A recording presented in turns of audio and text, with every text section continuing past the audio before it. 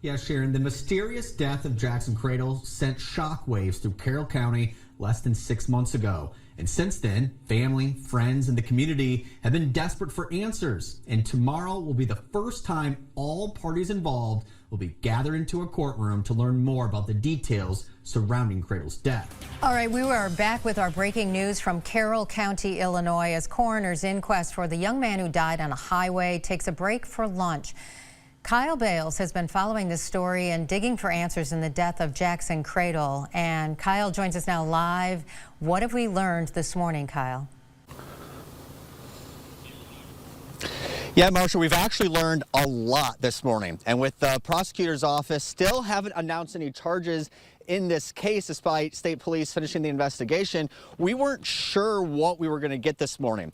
But it has been jam-packed with information. Some of the key points we're going to touch on right now that are the most important is that we did learn the caller who called in the body, the off-duty employee, was a former deputy, Matt Herbstreet, and his passenger in his truck was a former dispatcher with the county, Amy Hubble. Now, they're the ones that reported the body. They were on the scene of the body. And then also subsequently, later in the day, state police inspected Herbstreet's truck and found biological material and some fabric underneath his truck, and that DNA that they found matched Jackson Kradle. Now, also, Herbstreet gave a voluntary written statement later that day that we heard of today, saying that he went around what they saw on the road, then turned around and realized it was a body. But when asked questions about the incident, both Matt Herbstreet and Amy Hubble took the stand and received the same questions.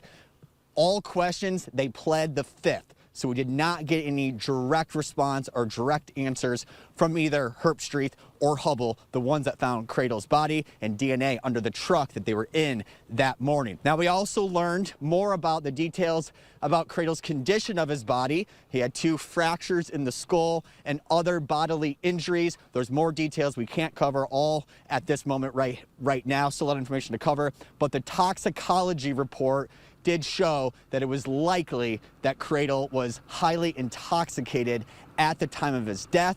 But how that contributed to him being on the road, that was also discussed. That's more that we will provide more updates through the rest of the evening. We're on lunch right now. We're going to be heading back in there. So far, we've heard on the stand as witnesses, obviously the coroner, Jackson Kradle's girlfriend, and then the 2 off-duty employees that discovered Jackson Kradle's body. That's all the information we have right now. It's a lot to cover, but we'll continue to provide updates as they become available.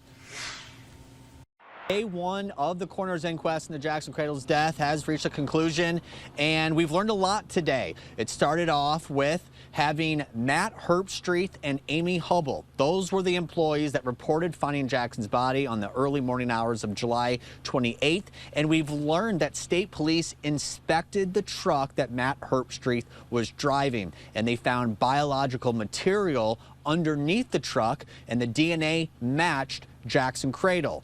But what he told authorities initially was that he swerved around the body and didn't hit it. But then in the second half of the day, we heard interviews of state police investigators speaking to Matt Herbstreet and Amy Hubble, where Matt Herbstreet ultimately conceded that, yes, he may have actually hit the body of Jackson Kradle, and that is correlated with the coroner's report at the beginning of the day, stating that the injuries that were fatal for Kradle all happened at once, and that it occurred after one vehicle struck him. But the blood alcohol level of Kradle was 0.192, and the pathologist says that's high enough that Kradle would have been susceptible to blackouts and may have actually not been upright when he was hit that morning. Lots of information. There were more witness testimony about the actions of Matt Herbstreet and Amy Hubble from 5 p.m. the night prior. Everything they did through the night up into the morning, they reported the body, and then their subsequent interviews were testimony from witnesses said that Matt Herbstreit and Amy Hubble were drinking alcohol throughout the night, but that runs counter to the Mount Carroll police officer's report. He was on the stand as well, who said he did not smell alcohol and did not see that they were impaired. And in the report, he actually did write that they acted normal and professional that morning. But this is just the end of day one. I sat down with the parents of Jackson Kradle to get their reaction to this long but very informative day. I'm grateful that he did it, because now there's so many facts that are out there. So it's easier to, now we know, easier to know that what was rumors before and what's facts now. I mean, sooner or later, I guess, we'll get the truth out of everything that's coming out. And so will everyone else. Well, now that day one is in the books, we now look ahead to Thursday for the second and final day of this inquest, where we are expected to see more evidence and hear more witness testimony about the death of Jackson Kradle nearly 6 months ago. The death of Jackson Kradle. The jury in the coroner's inquest has ruled his death was a homicide.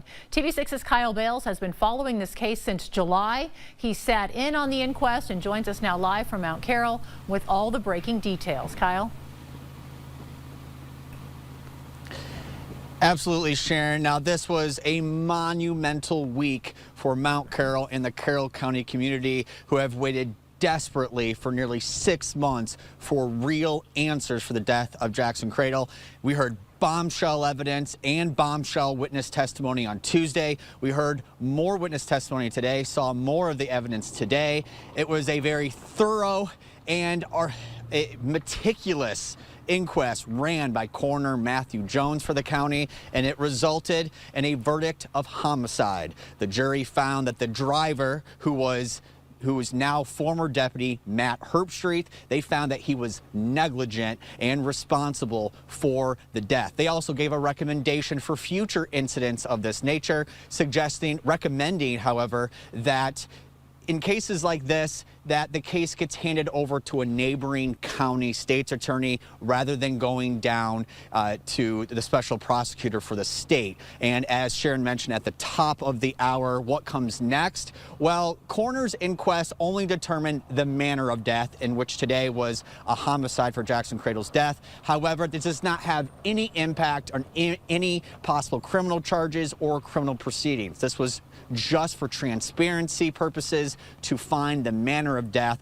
with a jury of the county's peers. We heard witnesses this morning from Illinois State Police, crime scene technician, and then we also in the afternoon we heard from Sheriff Ryan Clipping, we heard from the county detective David Mercado, and we even heard for the now former dispatcher Rebecca Frederick, who is the dispatcher on the morning Jackson Kradle died. Tonight at 6 and 10, we will cover more about what was discussed today and led to the verdict of homicide.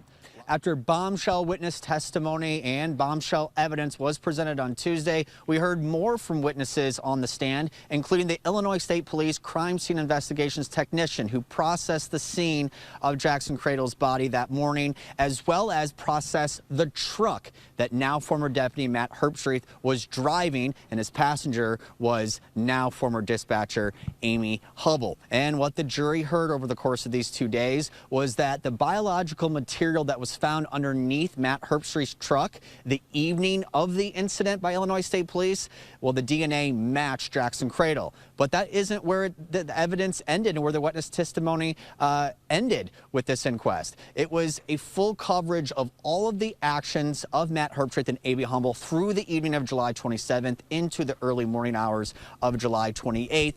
And it was testimony that suggested that both Matt Herbstreit and Amy Hubble were drinking alcohol throughout the night and may have been intoxicated at the time that Jackson Kradle's body was hit. And the driver of the truck that hit him was now former Deputy Matt Herbstreit. Now, they ruled it a homicide. The coroner instructed them to choose between an accident or a homicide. And the definition of the homicide would be, was there negligence?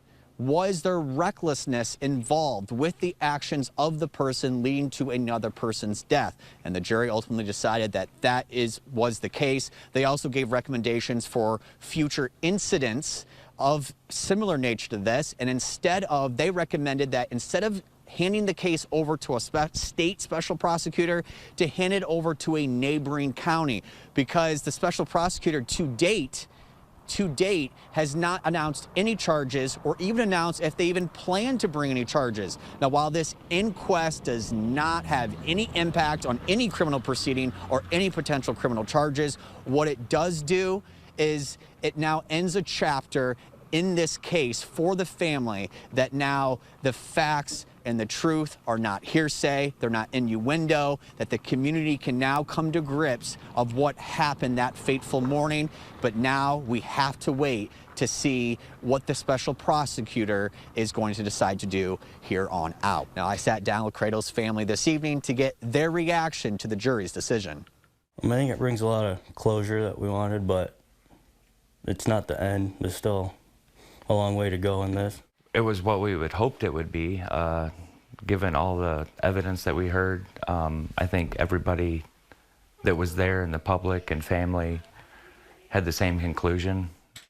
Pretty happy with it. Me too. After seeing all the evidence, that's what I would have expected it to come back. Yeah. I was pretty glad that it came back what it did after everything that we've gone through for the last few days. So. Now, the family also reacted to some of the bombshell testimony that was presented at the inquest. What stuck out the most was the co-worker, Kayla, that was with him the entire night. Her testimony on how much they had consumed in alcohol. And I'm pretty sure that that's what made the jurors' mind up, too. Illinois State Police's investigation has been completed for months now for the death of Jackson Kradle. We still have not heard anything from the prosecutor's office about whether or not they plan to bring formal criminal charges against either Matt Herbstreit or Amy Hubble. For now, we wait. Well, just hours before Jackson Kradle was killed, off-duty dispatcher Amy Hubble called the on-duty Carroll County dispatcher Rebecca Frederick through a non-emergency line where she admits she was drinking and driving and asking for the location of cops to avoid being caught. What you will hear next are parts of that phone call. Carroll County Sheriff's Office. Becca? What? It's Amy Hubble. Oh my God, I'm so drunk and I'm headed to the Sandburg. Where's the cops? Where? I shouldn't be driving. I have an accident going on in Milledgeville. You have no cops around you. Now, Hubble was a passenger in now former Deputy Matt Herbstreit's truck when they reported finding Jackson Kradle's body around 3:30 on the morning of July 28th. Now, a jury last week ruled Kradle's death a homicide after evidence and witness testimony suggested Herbstreit was the one who fatally struck Kradle with his truck while under the influence. Both of them resigned from the sheriff's office on July 31st, but to date, no criminal charges have been filed.